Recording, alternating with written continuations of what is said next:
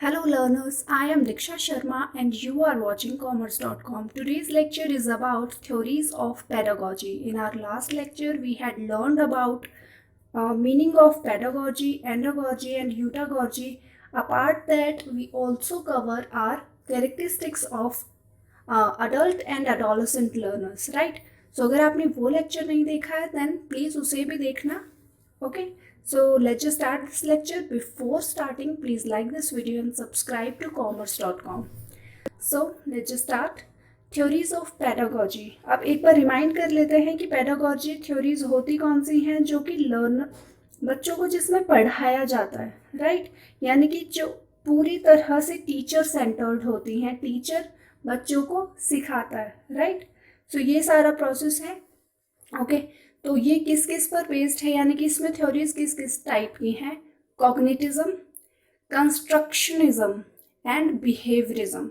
सो जो कॉग्निटिव है, कॉग्निटिव जैसे बुद्धि के लेवल पर, हमारे माइंड के लेवल पर एक लर्नर किस तरह से चीज़ों को सीखता है, गेन करता है नॉलेज को, उसको यहाँ पर पढ़ती है, राइट? मतलब साइकोलॉजिस्ट ने उसको बेस बनाकर अपनी थ्योरी दी है. कौन से? Theory of stage of development जो दी है जीन पाइगेट ने, राइट? कंस्ट्रक्शनिज्म की थ्योरी जिसमें स्टूडेंट कैसे एक नॉलेज को फिल्टर करता है अपने एक्सपीरियंसेस के थ्रू, यानी कि वो अपने एक्सपीरियंसेस से कैसे सीखता है, इस पर बेस्ड है, राइट? इसमें 3 तरह की थ्योरीज दी गई हैं, बहुत सारी हैं, तो हम 3 पढ़ रहे हैं यहाँ. Theory of learning style, right? वो है हार्वर्ड गार्डन की. And progressive education John Dewey. Zone of proximal development लेव वॉस्की. ओके, बिहेवियरिज्म में है कि एक लर्नर का बिहेवियर कैसा होता है अगर उसे अलग अलग तरह से स्टिमुली दिखाई जाए, यानी कि किसी एक चीज़ को देखकर उसका बिहेवियर कैसे डेवलप किया जा सकता है, राइट? मतलब किस तरह से उसमें पढ़ने को, सीखने की चीज़ों को डेवलप किया जा सकता है, उसे हम पढ़ेंगे, राइट? तो so our first theory is stage of development by Jean Piaget. Okay, his theory was about intellectual and cognitive development. So उन्होंने बात की यहाँ intellectual and cognitive development की, right? यानी कि एक बच्चा किस तरह से सीखता है, उसका माइंड किस तरह से चलता है, इसके बारे में बात हुई. तो उन्होंने assumption ली कि children built their own knowledge based on their experiences. मतलब जो उनको एक्सपीरियंस हुआ, उन्होंने जो देखा समझा, उसके बेस पर वो नॉलेज को गैदर करता है, राइट?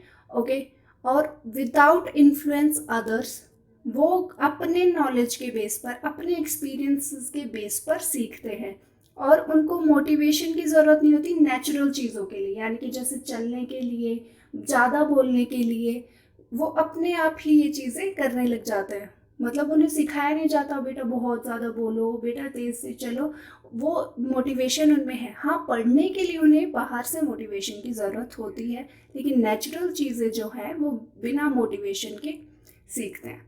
और इन्होंने 4 स्टेजेस भी बताई हैं कि जिन जिन स्टेजेस में किस तरह से वर्क करता है ये. ओके, सो सबसे पहले है सेंसोमीटर, यानी कि सेंस के बेस पर जब लर्नर सीख रहा होता है, या वो कौन सी एज है, बर्थ से 18 या 24 मंथ तक वो देखकर सीख रहा होता है अपनी सेंसरीज के थ्रू, कि मतलब कौन कौन है, कौन इंसान है, कौन कुर्सी है, इस तरह से वो देख रहा होता है, चीज़ों को पहचान रहा होता है, ठीक है? तो ऑब्जेक्ट बेस्ड है ये, मतलब चीज़ों को देखकर वो पहचान रहा होता है कि अच्छा ये ऐसे उछलती है, तो ये चीज़ें. नेक्स्ट आता है pre operational level. Pre operational level पर क्या है, जब 2 से 7 साल का बच्चा है तो वो लैंग्वेज सीखता है, कुछ चीज़ों को याद रखना सीखता है, इमेजिनेशन उसकी बनती है, तो ये है, राइट? यहाँ पर आकर उसे सिंबॉलिक नॉलेज, अभी तक वो सिर्फ ऑब्जेक्ट को समझ रहा था, अब सिंबल्स, यानी कि जैसे टीवी में भी देखकर वो समझ पा रहा है कि अच्छा ये चीज़ें हो रही है, राइट?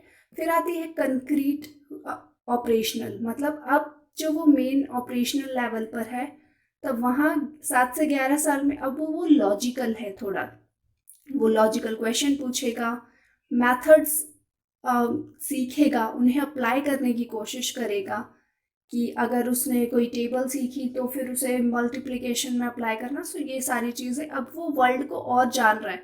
बल्कि जो 2 से 7 साल का बच्चा होता है वो अपने आप में गुण रहता है, यानी कि वो ईगोइस्टिक होता है, और लेकिन थोड़ा बड़ा होने पर वो अपनी बाहर की दुनिया में भी देखता है और सीखता है, right.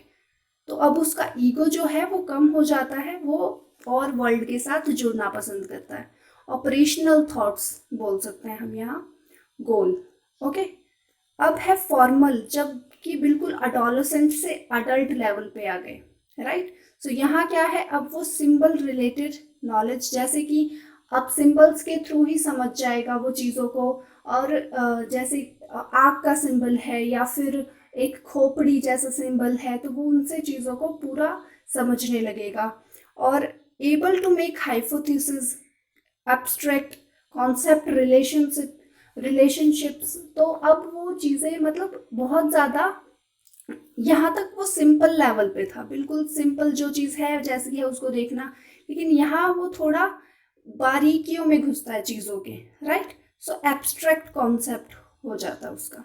Okay, so let's move to the next one, theory of learning style by Howard garden.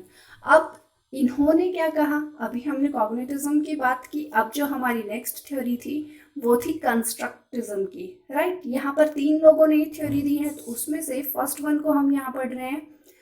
The theory, इन्होंने कहा हार्वर्ड ने कि जो एक नॉलेज है उसे सिर्फ हम पढ़ाई के थ्रू ही नहीं, बाकी जितनी भी कैरेक्टरिस्टिक होती हैं एक ह्यूमन में, उनके थ्रू भी एक इंसान को इंटेलिजेंट या उसे डम कहा जा सकता है, राइट। यानी कि एक इंसान ज़रूरी नहीं कि अगर वो सिर्फ पढ़ने में अच्छा है तो वो हर चीज़ में उसे अच्छा बोला जाए, मतलब ओवरऑल उसे इंटेलिजेंट बोला जा सकता है। और एक इंसान अगर पढ़ाई में नहीं है तो उसे हम डम नहीं बोल सकते, क्योंकि उसमें बाकी चीज़ें हो सकती है, राइट। तो उन्होंने 7 ऐसे मॉडल्स दिए, यानी कि इन्होंने मोडालिटीज कहा है उन कैरेक्टरिस्टिक्स को। सो फर्स्ट वन इन्होंने कहा musical level, musical, virtual, musical में जैसे सिंगर्स हो गए, विजुअल में अगर देखकर चीज़ों को अच्छे से पहचानना आता है जैसे drawing and photography, right. Verbal linguistic, अब लिंग्विस्टिक हो जाता है लिखाई पढ़ाई से रिलेटेड, यानी कि writer, book reviewer. And logical mathematic, जैसे इन्वेस्टर है, मैथमेटिशियन है, सॉफ्टवेयर डेवलपर हैं। और बॉडी काइनेटिक, यानी कि जो अपनी बॉडी के थ्रू, जैसे एक एथलीट है, डांसर है, ये लोग, right.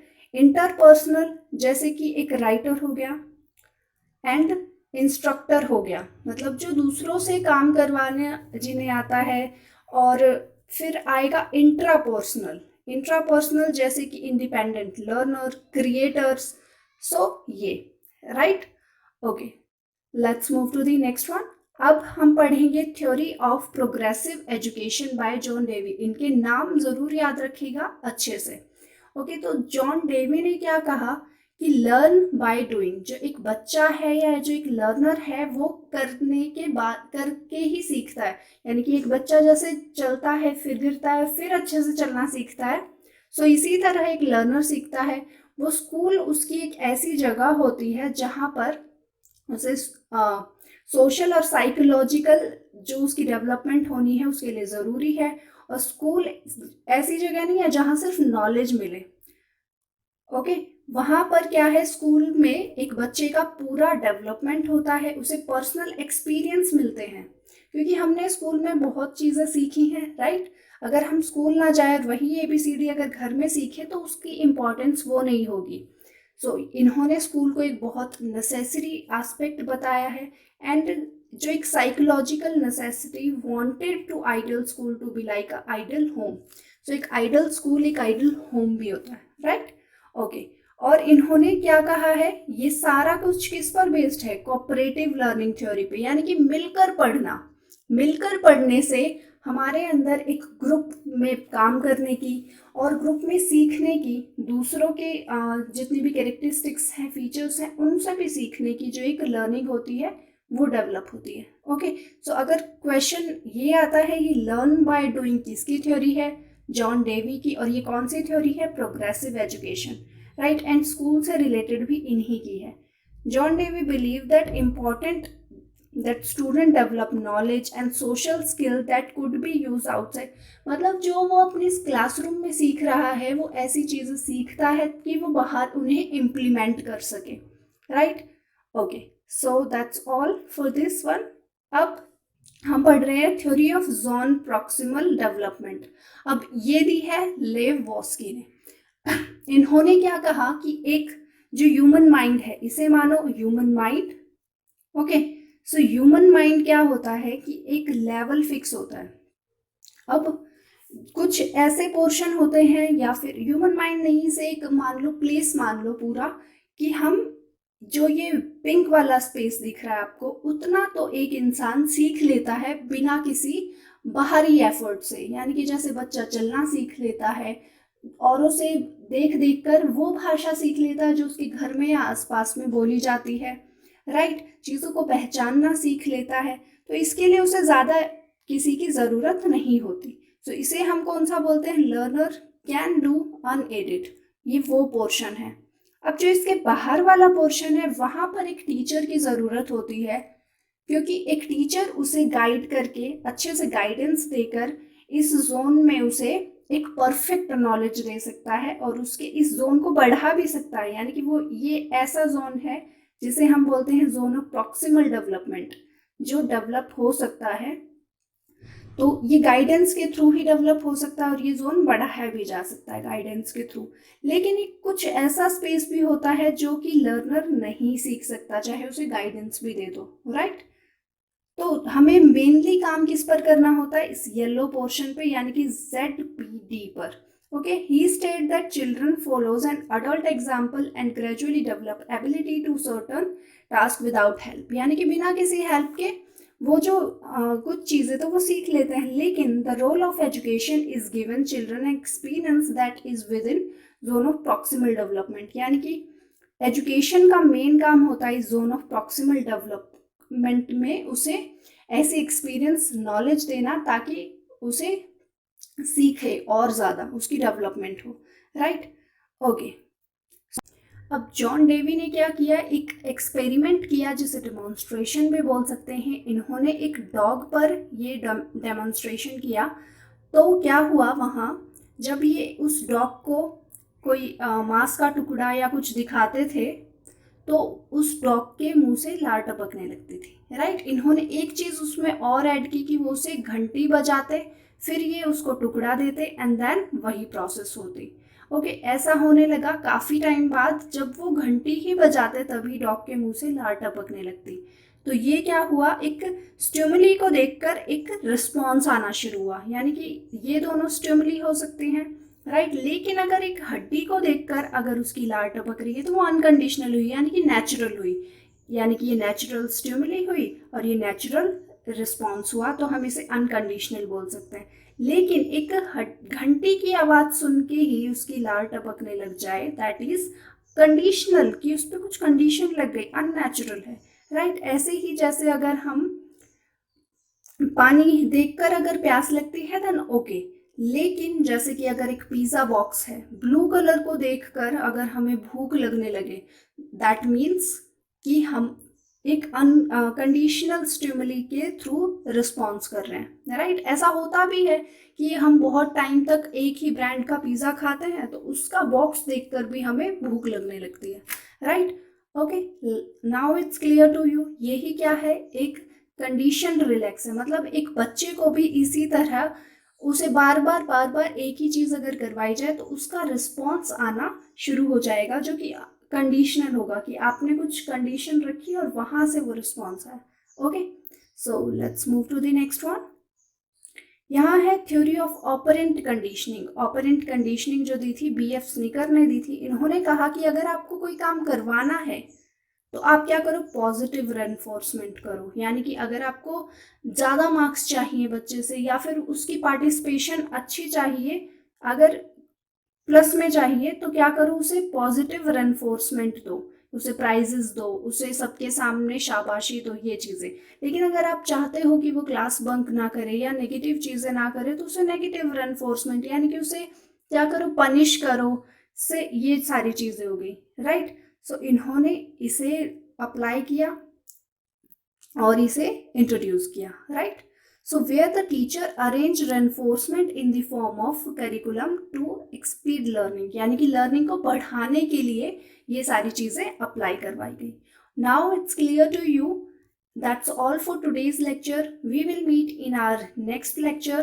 Till then, keep learning, keep growing, and like, share, and subscribe this video and our channel. Okay? Thanks for watching.